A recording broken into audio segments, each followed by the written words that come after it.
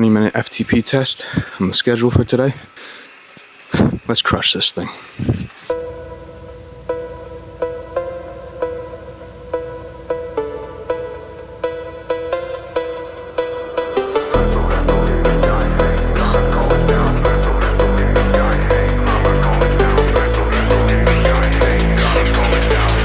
Amigos on the bank will be falling share.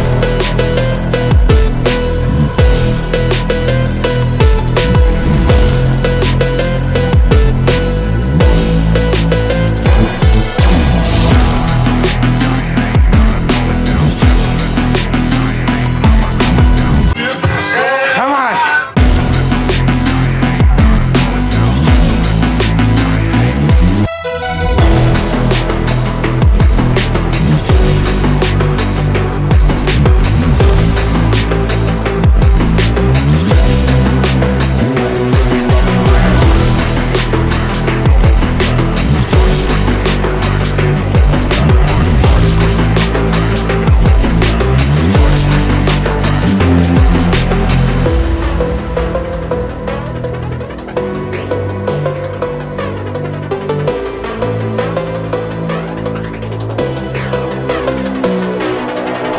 Amigos on the bank will be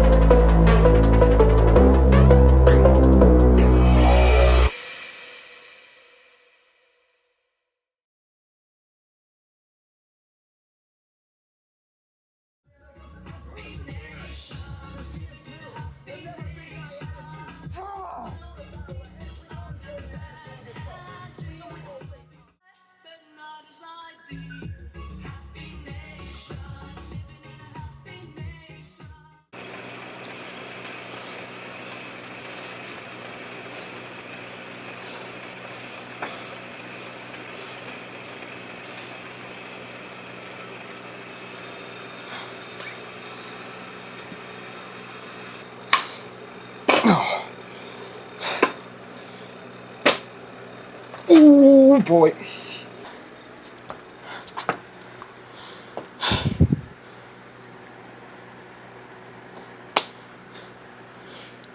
Ride complete.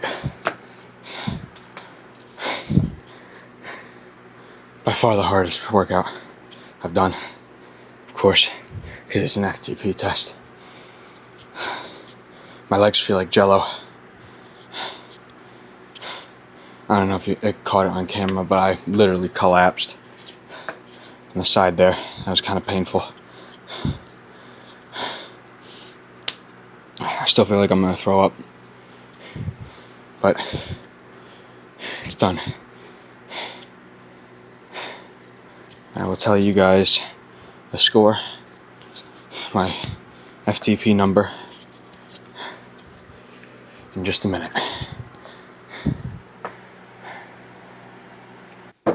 But it is now a couple days after the FTP test. I think it went really well. I don't actually think I disclosed the precise numbers. So the last FTP test that I did was back in the middle of August. I did a 262 watts on it.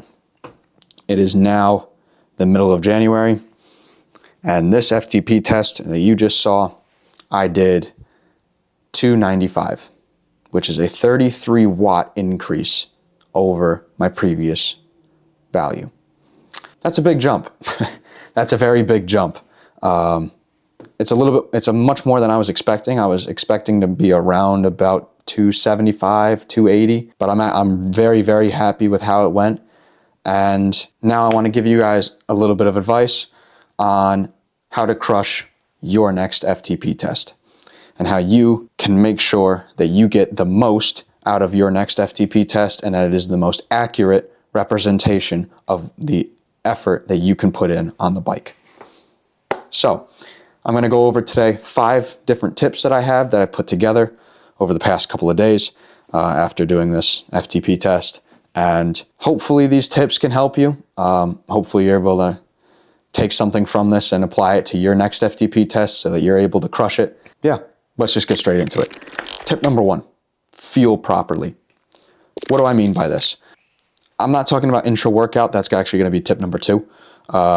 Fuel properly, as in making sure that at least at the bare minimum, the 2 meals prior to your FTP test, you really focus in on your nutrition. You dial it in and you make sure that you have high quality sources of food.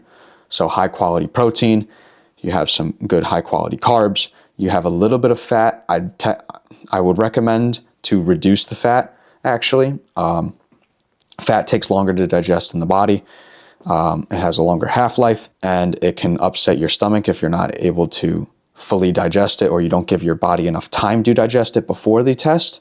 So I would actually recommend reducing fats just for that, just for the meals prior to the test. Afterwards, go back to normal, resume to normal. Have something it's going to be a little bit bland. If it is, it's fine. It's not a big deal. Your food needs to be purely energy and fuel for your workout. For me, what I did, I had my 2 meals prior to the FTP test were dinner the night before and breakfast the morning of. So dinner the night before, I had my high quality source of protein was chicken. It's a good lean meat. I wouldn't recommend having beef because that's going to be higher in fats. And as I just explained, fats take longer to digest in the body. My carbohydrate source was a little bit of pasta. So that's a high quality source of carbs. Make sure that it gets to the muscles. And I also had a bunch of vegetables, which is a good source of micronutrients so that I'm able to cover the bases of meeting the quotas for micronutrients for the day. That was dinner the night before. Then I went and had breakfast the morning of the test. I had my usual, which I described, I think it was the last video, if I'm not mistaken, which is cereal, honey drizzled over the cereal with almond milk in it, and my espresso on the side. That was my pre-workout fuel before the test. That breakfast right before was designed to maximize carbohydrate intake, reduce the amount of protein, minimal amount of protein, minimal amount of fats, high in carbs and sugar. Typically is not going to be the greatest thing in a lot of people's eyes, but it is actually a very good source of fuel. I had that about an hour and a half before my FTP test, so that was an adequate enough amount of time for me to digest it, process it through the body, and make sure that I was fully prepared and ready to go for the FTP test. Tip number 2, treat intra-workout fueling like a race. Now, what do I mean by this? What I recommend to people when they're having nutrition during a race is to be taking in around 60 to 90 grams of carbs an hour. And that is exactly what you should be putting into your FTP test. The FTP test for me, I did the 20-minute test, which I had a 20-minute warm-up to begin with, and then I had the 20-minute test portion and a 10-minute cool down. In that 20-minute warm-up before, I made sure that I was sipping on my Gatorade Endurance, which is filled with carbs, filled with sugar, filled with a little bit of sodium. I had one 250 milligram salt tablet before. I had one during the test, and I also had a 30 gram Precision Hydration Chew 5 minutes into the test. 5 minutes in, you're not going to be dead to the point where you're so exhausted that you're gasping for air and you're not going to be able to really digest and get down your nutrition, but at the same time, it's not too early where you take it in and then you just expend all of the energy from that intra-workout fueling. Which just leads me into tip number 3. Have a good warm-up to get into it. So as I just explained before that I had a 20-minute warm-up, I'm going to describe this a little bit more in depth. I had 10 minutes at zone 1. So it was super light, super easy. I think it was like 130, build up to 180 watts. Very light. And then I had 2 minutes at zone 2, 2 minutes at zone 3, 2 minutes at zone 4, 1 minute at zone 5, and then I had 3 minutes at zone like 1 to 2. In that in between is like 145 watts, I believe. First 10 minutes, get your legs moving. Get blood flowing through, get the body adjusted and acquainted to the fact that it is now into physical activity. The second 10 minutes was spin-ups, is what they're called. Get your body a little bit adjusted, get the legs a little bit adjusted to harder efforts. So the 2 minutes at zone 3, 4, 5, or 1 minute at zone 5, that was to get the body acclimated to around about where I'm going to be sitting for 20 minutes on the test portion. And that's good for promoting blood flow. It's also good for adjusting the body to be prepared and fully ready to get into that test, so that once you start the test, it's not a surprise to the body that you're, now putting out a much higher output, much higher wattage. You're ready, you're fully ready to go, you're fully primed, so that once you get into it, you can just go. You can hit it at full force. But that takes me into tip number 4. Pace it like a pro. Don't kill yourself in the first 5 minutes of the test. So this tip will be a little bit different for people who are doing the 20-minute FTP test compared to the ramp test. The 20-minute test is much, much more difficult because you have to really pace it. The ramp test, on the other hand, you can kind of just go at it. You just hit it because it's broken out into 1 minute intervals with a 5 to 10 watt increase each time. That you don't really need to focus so much on the pacing, but for the 20-minute test, you absolutely have to focus on the pacing. Now, this is something that I actually kind of got a little bit wrong on my test, and it's something that I actually talked about with my coach, and it's something that I think that I can improve on a little bit for the next time I do an FTP test. Go just a slight bit faster than what you think you can do, which is what I did. But I have improved so much in the bike in the portion between August and now that I kind of needed to adjust that. So what I thought I was going to do was about around 280 watts. And as I got into it, I was kind of like, I can hold more than this. I can do more. And I think it's just in my nature that I'm a little bit more reserved.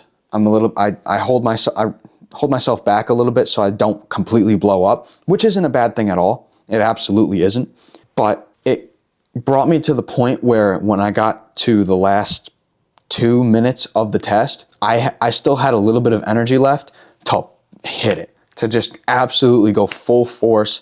I think the last minute I averaged about 440 watts, which is 140 more than what I was doing, what my FTP score was.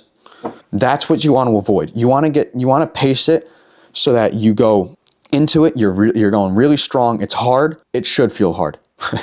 Keep it hard. You want it to go here, and then at 15, 20 minutes, you dip down just ever so slightly. That is the perfect FTP test.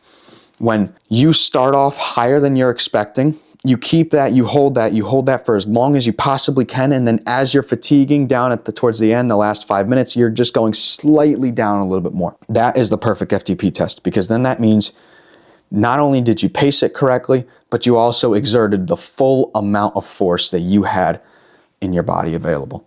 You gave everything to that. You held a higher wattage output than you were expecting. You slowly started to fatigue, which was showing in the numbers decreasing slightly, and then you held out to the end. That is the perfect FTP test. Which brings me on to tip number 5. Ride your own test. Now, what do I mean by this? First things first, if you're doing the FTP test, the 20-minute especially, please, please, please do not have it in erg mode. You might think you know what power output you're going to do for your FTP test, but do not put it in erg mode. You're not going to have erg mode when you're out riding outside during a 3-hour bike portion in Ironman 70.3. You're just not going to have that. Ride your own test. If you think that you're going to hold 270 watts for your FTP, great, good. Start off a little bit higher. Do not put it in erg mode. Most platforms that I know of, Training Peaks Virtual and Zwift in particular, they disable erg mode once you get into the 20-minute portion. But if yours doesn't, if you use something different, actually comment below if you use a different app other than Training Peaks Virtual or Zwift. But if yours doesn't turn it off, please, please, please just turn it off. You're capable of more than what you think. That's the first thing. I'll also include a little bit of a bonus here. Make sure you're doing your test indoors in an indoor environment. So make sure you're doing it on the trainer. It just makes it so that you have a consistent reference point to go off of. There's not other external variables that you're considering. If you do it outside, you may not be riding on the same road. It's not going to be the same exact same weather conditions. Your bike tire might be slightly lower in pressure than it was the last time you did it. Wind, heat, all of those kind of things, eliminate that. If there are external variables that you can eliminate like that for the FTP test, do it. Make sure it's in an indoor environment. Have some fans. I have a fan in front of me always, and then I have a towel over top of my aero bars, and then I just peel back the towel for more airflow when I need a little bit more air, when it's getting a little bit hotter. And also use the same equipment. Obviously, if you've upgraded your equipment, it's fine. But if you're use the same equipment, and by that I mean use the same equipment that you'd be using on like a race day. Bar the helmet, because you don't need to wear a helmet inside. I think that should be self-explanatory. Those are my 5 + 1, 6 tips for acing your next FTP test, or your first maybe. Maybe it's your first time doing it. And I just want to close out with a couple of remarks that I wrote down here on my notebook. FTP testing is as much a skill as it is about peak fitness. That particularly pertains to pacing. Pacing yourself is a very critical component of the FTP test, and so is also putting out higher wattage and showing what you are fully capable of. Secondly, preparation and discipline is key. Make sure you have a good prep leading into the test. You're fully dialed in, you're fully ready. Make sure that you manage your ego with discipline. You keep at a semi-consistent, higher than expected wattage. Keep going, and then taper just slightly off at the end. Third, control the controllables. Like I just said, indoor environment, heat management, same equipment, etc. Embrace the discomfort. It is going to suck. FTP tests are not fun. They are not meant to be fun. It is meant to push you beyond your limits. It is meant to show a new limit for you. And as my Bear Performance Nutrition hoodie says on the back, by the way, thank you, Nick Bear. Awesome inspiration. Set the standard, hold the standard. Set the bar high, maintain that bar. Consistency over one perfect test. Look, if your test doesn't go great, or you think you can do better, keep improving consistently. Keep putting in the effort. Keep working hard. One perfect test one bad test or one perfect test, it does not define how good you are on the bike. Never does, never will. Consistent growth is what matters. Consistently improving, putting in the work, putting in the hours, that's what matters most. Last thing that I'm going to say here, progress comes from consistent growth. The FTP test allows you to get a high standard for yourself, and then hold that standard through consistent training and hard effort. That's what I wrote down. I actually kind of just said that already, but I hope that nails home the point that consistency will always beat out one moment of perfection or one bad moment. Hopefully these tips were able to help you. Hopefully you're able to use this to ace your next FTP test, or maybe it's your first. And if you are, good luck. Embrace the discomfort. It's going to suck. That's just the nature of testing. It's meant to push you to your limit and show that you can push beyond your limits. Like I always say at the end of every video, train hard, train frequently, find results. I'll see you guys next time. Peace.